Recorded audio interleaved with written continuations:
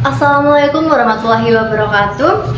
Halo semuanya, selamat siang dan salam sejahtera bagi kita semua. Nah, semoga teman-teman semua selalu dalam keadaan sehat walafiat ya. Di sini saya izin perkenalan dulu. Saya Anissa Fiastuti dengan NIM 240201300007. Nah, tentunya dari program studi Pendidikan Bahasa dan Sastra Indonesia Universitas Negeri Yogyakarta angkatan 2024. Nah, langsung saja di sini saya akan mengulik berbagai informasi nih dari tokoh inspiratif yang tentunya juga berasal dari program studi Pendidikan Bahasa dan Sastra Indonesia Universitas Negeri Yogyakarta. Nah, beliau ini juga merupakan salah satu mahasiswa yang aktif loh, aktif dalam berorganisasi, ikut komunitas teater, serta beliau itu juga aktif dalam menulis. Nah, siapakah dia? Kita langsung panggilkan saja ya, yaitu Kak Fea Tegar Nanda Lukmawan Putra. Nah, sini Kak, sini. Duduk sini. Nah, di sini saya sudah dibersamai dengan Kak Fea Tegar Nanda Lukmawan Putra. Halo Kak. Halo. Nah, ini tanpa berlama-lama ya, langsung saja kita korek-korek informasi mengenai apa nih? Mengenai apa ya Kak?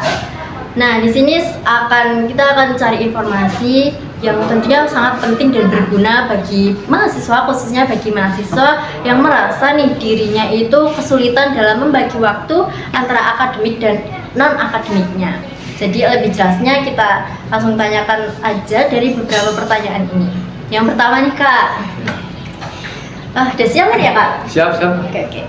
Yang pertama, untuk lebih jelasnya lagi, bisa nggak minta tolong nih dijelaskan atau diceritakan sedikit mengenai dirinya Kak Fea, seperti nama, jurusan, terus sampai kegiatan yang digeluti saat ini Kak. Oke.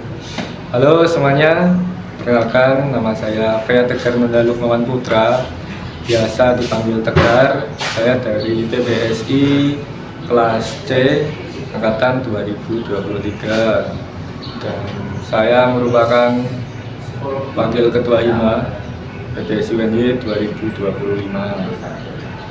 Seperti itu.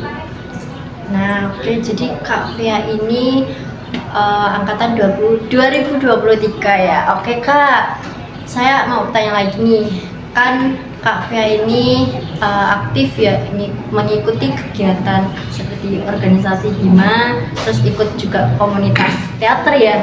Nah, itu bisa dijelaskan nggak alasan kenapa Kak Fea itu mau mengikuti organisasi dan komunitas tersebut? Sedangkan kan mengikuti berbagai organisasi dan komunitas itu malah menyebabkan perkuliahan itu terganggu loh Kak. Nah, alasannya Kak Fea mau mengikuti organisasi dan komunitas tersebut itu apa tuh Kak?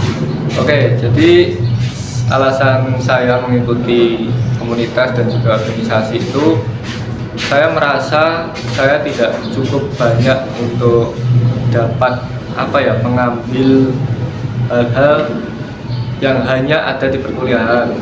Seperti itu, jadi saya mencari pengalaman di luar perkuliahan, ya di organisasi dan juga di komunitas. Karena di organisasi itu bagaimana cara kita bekerja secara formal, secara struktural, itu ada di situ semua. Lalu untuk komunitas itu, kalau saya itu bagaimana cara kita itu lebih kultural, jadi lebih santai seperti itu. Dan komunitasnya komunitas teater yang itu selaras dengan perkuliahan. Jadi saya rasa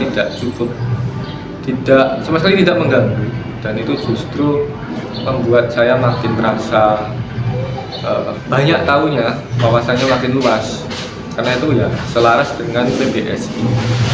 Jadi malah nggak mengganggu tapi malah mengembangkan diri ya. Betul. Ini ya, lanjut lagi, kan kalau mengikuti berbagai kegiatan seperti itu pasti ada tantangannya dong Kak. Nah, ada tantangan dan hambatan. Nah, bisa Kak Fea jelaskan tantangan di organisasi dan komunitas itu apa sih? Terus cara menanganinya itu bagaimana? Oke, untuk tantangan, saya rasa ada satu tantangan terbesar saya di organisasi dan juga komunitas, yaitu rasa malas. Itu pasti teman-teman merasakan itu dan mengerti itu. Kenapa malas? Ya karena itu terkadang saya juga masih merasa nanti dulu, prokrastinasi. Jadi kayak menunda-nunda pekerjaan. Itu bisa jadi di organisasi, bisa jadi di komunitas. Nah, itu tantangan terbesarnya. Jadi untuk menangani itu ya saya harus lebih memotivasi diri saya sendiri, karena motivasi secara internal dari diri sendiri itu saya rasa lebih besar daripada motivasi dari pihak luar. Karena ketika kita menyadari kita butuhnya apa sih, kenapa saya malas hari ini, kenapa saya tidak mampu mengerjakan ini karena rasa malas, kenapa enggak mencoba untuk bangkit dan kerjakan apa yang kamu mau kerjakan gitu. Jadi lebih ke memotivasi aja sih. Malas tuh manusiawi, malas tuh boleh, tapi tetap lihat situasi kondisinya sih seperti itu, karena itu dapat menghambat apapun yang teman-teman lakukan. Jadi tantangannya rasa malas. Saya sendiri nggak menyangkal sih kalau malas itu emang menjadi tantangan dan hambatan terbesar, mungkin paling besar ya, paling utama juga. Dan cara mengatasinya ya dari diri kalian sendiri. Nah, lanjut lagi nih, tadi kan udah ada tantangan yaitu rasa malas nih. Terus gimana sih Kak caranya agar tugas-tugas kuliah itu nggak tercecer, tetapi juga masih bisa aktif dalam berorganisasi? Nah, bagaimana Kak? Oke, agar tidak tercecer ya, itu apapun yang teman-teman lakukan, yang teman-teman dapatkan di perkuliahan, biasanya banyak tugas tuh menumpuk gitu. Sebenarnya tugas itu tidak menumpuk teman-teman, jadi tugas itu tetap sesuai dengan porsinya. Yang bikin menumpuk adalah teman-teman ketika menunda-nunda itu yang bikin menumpuk. Nah, jadi di skala prioritas aja, bisa organisasi ya, kalau organisasi itu banyak rapat tuh. Kapan teman-teman rapat nih? Misalkan sore, oh berarti sebelum itu aku harus mengerjakan tugas ini. Kalau tidak bisa selesai, minimal sudah dicicil, agar ketika mengerjakan lagi di hari berikutnya itu teman-teman tidak mulai dari nol.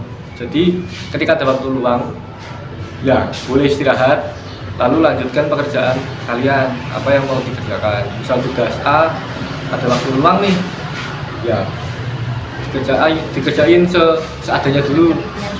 Ketika rapat, fokus rapat. Ketika rapat selesai, kalau masih ada tenaga, dicicil lagi. Seperti itu. Jadi apapun tuh lebih ke ini sih, jalani dengan enjoy, karena hidup ini kalian yang menentukan, kalian yang jalankan, seperti itu.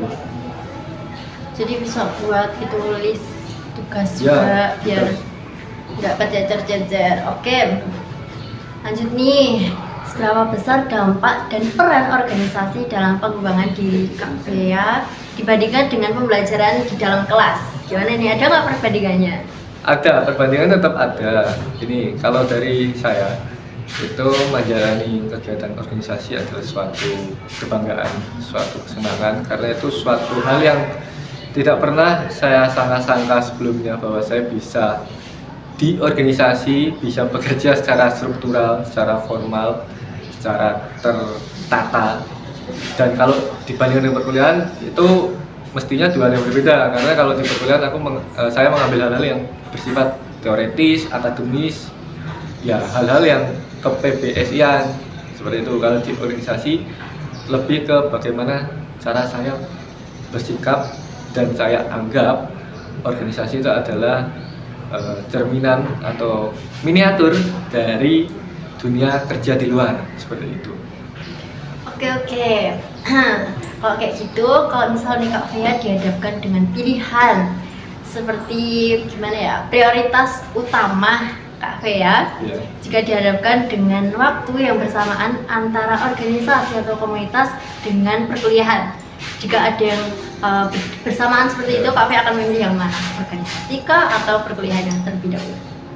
Dari saya ketika ini bersamaan banget ya, ada perkuliahan, ada misalkan apa gitu presentasi, terus organisasi ada program kerja atau apa, lalu berikutnya komunitas gitu ya bareng ya.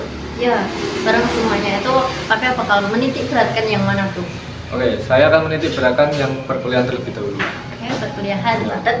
Perkuliahan terlebih dahulu teman-teman. Jadi karena teman-teman di sini adalah fokus utamanya berkuliah, pastikan dulu perkuliahan kalian aman. Misalkan mau izin pun untuk meninggalkan perkuliahan, pastikan dulu apakah izin diberikan atau tugas-tugas kalian sudah terkumpul, seperti itu. Lalu lanjut ke, kalau saya organisasi, organisasi dulu, karena memang kalau itu tidak bisa dipasrahkan ke siapapun, itu saya kan organisasi terlebih dahulu, karena kebetulan tidak ada yang backup. Seperti itu, kalau tidak ada backup, organisasi dulu. Karena di komunitas itu akan lebih nyantai, lebih kultural, maka prioritasnya akan ada di bawah organisasi. Seperti itu. Jadi yang nomor 1 perkuliahan, kuliah, organisasi, lalu terus komunitas. Tapi ini bukan berarti komunitas tidak penting atau organisasi tidak penting, perkuliahan utama tidak. Itu semuanya saling melengkapi sesuai dengan kebutuhan teman-temanmu. Seperti itu. Oke. Nah, jadi dalam itu semua tuh pasti ada dong yang seseorang atau sesuatu yang mendukung dari berjalannya organisasi atau perkuliahan Kak Fea yang mendukung tuh. Nah, apakah lingkungan sekitar seperti teman ataupun dosen bahkan anggota organisasi yang Kak Fea jalani itu mendukung keseimbangan waktu Kak Fea? Ada nggak, apakah teman itu mendukung atau malah justru dengan adanya teman dan adanya dosen yang agak susah itu tuh malah membuat buyar? Gimana tuh peran teman itu bagaimana? Oke, peran lingkungan sekitar seperti teman ataupun dosen itu sangat mendukung. Alhamdulillah sangat mendukung, karena dari segi teman-teman sekitar itu juga masih satu lingkup dengan saya, masih satu pandangan yang enggak menyimpang banget itu loh. Jadi masih, kalau misal diajak diskusi tentang perkuliahan itu masih bisa, terus diajak diskusi mengenai organisasi ini baiknya gimana ya, itu masih bisa. Lalu dari dosen pun juga mendukung, banyak dosen-dosen yang masih bisa untuk nembung untuk nego, misalkan ini gimana ya baiknya Pak Bu gitu. Karena di organisasi itu banyak sekali program kerja yang melibatkan komponen-komponen di PBSI, misalkan mengajak dosen untuk menjadi pembicara. Itu kalau di perkuliahannya nggak bagus atau ada sesuatu, itu akan sangat susah untuk meminta dosen bekerja sama. Nah, maka itu saling melengkapi gitu. Jadi sangat membantu dari peran teman dan juga peran dosen. Tapi apakah ada kadang ada yang nggak sinkron gitu terus jadi malah ambiar atau malah jadi masuk itu ada nggak? Dari teman ataupun dosen? Dari teman dulu. Oh, dari teman tuh yang agak susah tuh kadang waktu kerja kelompok ya. Kerja kelompok tuh misal berlima nih. Nah, saya ikut organisasi dan yang 2 ataupun 3 orang itu organisasi semua. Yang enggak kan berarti antara 2 atau 3 ya. Itu kan pasti akan kadang gerindel. Iya, kadang betul. Berat untuk istilahnya menggendong kelompok lah. Nah, itu bisa mungkin dari saya menyadari itu untuk tetap berpartisipasi. Kalau itu bukan ke temennya sih, karena aku merasa sadar diri bahwa aku sibuk, saya sibuk, teman-teman juga punya pekerjaan, ya sudah, saya profesional saja. Apa tugasku saya kerjakan dulu, lalu baru bisa. Karena kalau nggak bisa nih, saya lagi ikut organisasi, itu malah justru mendustai apa yang telah dilakukan sebelumnya, karena niatnya di sini adalah berkuliah, bukan hanya berorganisasi. Seperti itu. Terus dengerin itu juga cara membagi waktu, jadi kerjain dulu apa yang harus dikerjain. Oke, lanjut Kak. Ini terkait manfaat terbesar yang Kak Fea dapatkan dari pengalaman membagi waktu kuliah dengan organisasi atau kegiatan lainnya. Ada nggak sih manfaatnya? Ada dong harusnya. Ada. Apa tuh? Manfaat yang saya rasakan itu lebih ke ini sih. Saya merasa bahwa sekarang itu enggak sekarang saja sebenarnya, sudah berlama-lama seperti itu, bahwa kita ini nggak lama gitu loh. Jadi waktunya tuh pendek banget gitu. Jadi jangan sia-siakan waktu, itu sangat penting. Karena ketika misalkan nih kita udah siap dari pagi, dari siang gitu, tapi kita tidak melakukan apapun, nah itu akan sangat terasa ketika sudah di penghujung waktu di hari itu. Jadi kayak andai kan sebelumnya aku melakukan ini, seandainya sebelumnya enggak itu. Aku lebih merasa itu sih kalau di organisasi dan juga perkuliahan dan kesibukan hari-hari ini. Kayak gini loh, gampangannya tuh waktu kita sehari 24 jam itu akan mustahil 24 jam terpakai semua. Belum untuk makan, belum untuk mandi, belum untuk tidur, belum untuk istirahat. Nah, waktu yang tersisa tuh sedikit, jadi apa-apa harus dikerjakan sesigap mungkin. Itu karena kan banyak nih, aku ikut organisasi, perkuliahan, komunitas. Nah, yang aku dapatkan itu adalah mengerti bahwa oh ternyata waktu itu nggak banyak ya, dan aku harus bisa menyelesaikan ini secepat mungkin, harus banyak belajar lagi karena kita juga banyak kurangnya, harus lebih explore lagi mengenai hal-hal yang belum kita tahu. Gitu. Oke, jadi kesimpulannya waktu itu adalah emas. Ya benar. Waktu itu uang ya guys, bisa jadi cuan kalau dimanfaatkan. Oke, lanjut nih Kak, ini terkait dengan topik kita. Untuk mahasiswa nih, apa saran Kak Fea untuk para mahasiswa, terutama mahasiswa baru yang akan masuk ke dalam lingkup perkuliahan? Nah, apa saran Kak Fea untuk mahasiswa baru yang ingin ikut berorganisasi, tetapi mereka itu khawatir kalau kuliahnya terganggu? Nah, saran dari Kak Fea itu apa? Biar mahasiswa itu tetap ikut organisasi, tapi juga menguatkan kuliah itu nggak terganggu kok. Nah, sarannya Kak Fea itu apa?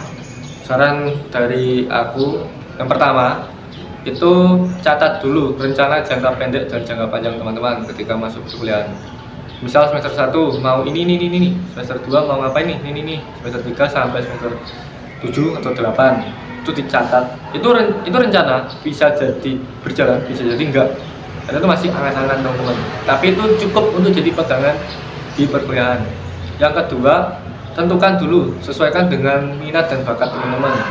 Tentu ini tidak secara mentah-mentah minat atau secara mentah-mentah bakat, tapi juga cari tahu, explore organisasi ini di bidang apa sih, ngapain aja, dan sesuaikan dengan diri kalian supaya ketika teman-teman masuk itu enjoy menjalani itu. Jadi ketika sudah tahu, wah ini sesuai nih sama yang aku bisa, coba daftar deh, masuk, itu akan lebih nyaman aja ketika menjalani hari-hari di organisasi maupun kadang di UKM atau komunitas seperti itu. Jadi dua hal itu sangat penting, sesuaikan minat bakat kalian, catat juga jangka pendek, jangka panjang rencana kalian itu mau ngapain aja di perkuliahan. Jadi jangan berkuliah aja, tapi juga manfaatkan waktu atau privilege. Teman-teman berkuliah itu adalah privilege. Kalau teman-teman hanya berkuliah pulang kupu-kupu, bukan salah, tapi sangat disayangkan ketika teman-teman tidak memanfaatkan privilege berkuliah sebaik mungkin. Atau bisa juga mau ikut lomba, silakan Bapak, cari dosen yang teman-teman sesuaikan dengan bidang gitu loh. Ada dosen sastra, ada dosen linguistik, mau ikut lomba esai, monggo silakan. Jadi memanfaatkan teman-teman, kesempatan teman-teman kuliah itu sebaik mungkin. Oke, jadi yang pertama tadi korek-korek informasi dulu ya, cari informasi, gali-gali, terus catet tuh gimana jangka panjang jangka pendeknya, terus juga cari apa tadi untuk dosen atau apa biar kalian berkembang. Jadi jangan menyia-nyiakan guys. Nah, itu tadi merupakan saran bagi mahasiswa baru, atau sebenarnya itu juga merupakan saran bagi mahasiswa yang udah berkuliah tapi tetap takut ikut berorganisasi. Jadi organisasi itu enggak semenyeramkan itu, kalian masih bisa hidup walaupun ikut organisasi, ikut komunitas, walaupun atau ikut aktivitas lainnya gitu. Nah, baik Kak Fea, di sini saya mengucapkan terima kasih sudah mau meluangkan waktunya dan juga mau membagikan cerita-cerita dan cara-cara yang menarik untuk membagi waktu perkuliahan. Nah, di sini semoga apa yang disampaikan Kak Fea itu banyak bermanfaat ya, tentunya bermanfaat dong, tidak hanya bagi mahasiswa yang aktif berkuliah, tetapi juga mahasiswa yang ingin berkuliah. Semoga mahasiswa ini mau ya Kak ikut organisasi, ya kan? Ya, semoga mau, alhamdulillah. Mau, jangan lupa join organisasi. Kak Fea ini organisasi apa Kak, boleh tahu Kak? Organisasi satu yang saya ikuti, saya fokus di HIMA PBSI UNY. HIMA PBSI UNY 2024 dan 2025. Wah, dan dua periode. Besok jangan lupa ikut organisasi HIMA PBSI UNY angkatan 2026.